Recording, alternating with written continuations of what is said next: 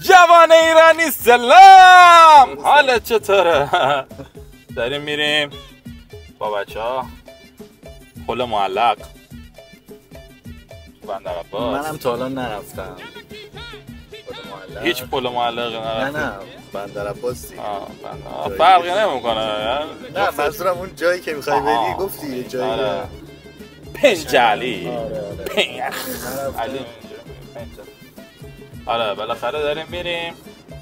رفتیم دنبال میتی رو سوارش کردیم. آره دست میکروفونمون هست.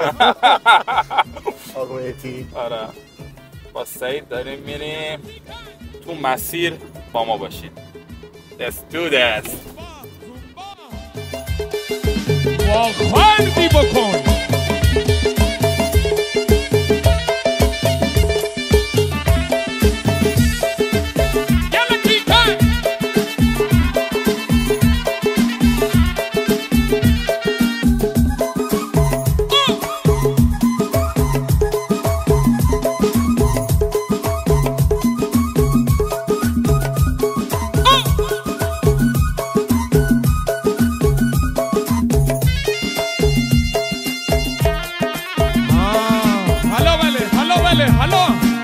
حالا بودو چلو.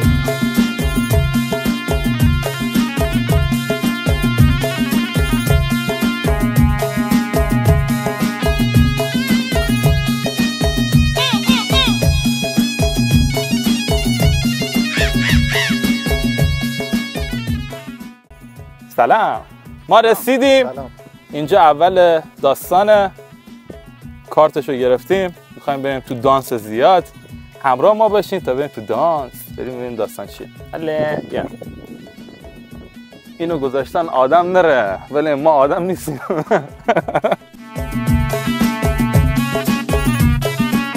بله درسته.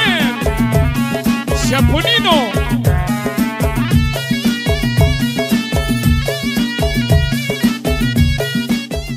خب تپه دوست داریم.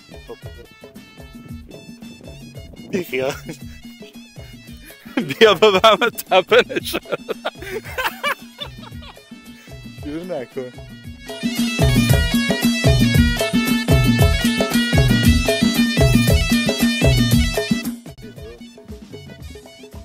خب بچه ها رسیدیم پل معلق، پنجه علی. اوکیه؟ بریم ببینیم چجوریه. چک کنیم.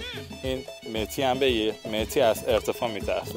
عزیزم با ما همراهی میایی دیگه نه؟ بریم دیگه چیکار. خب باش حالا مهتی رو میبریم، ولی کمکش میکنیم که دیگه نترسه. ترس بده بچه ها. با ترساتون مقابله کنیم. بیا بریم.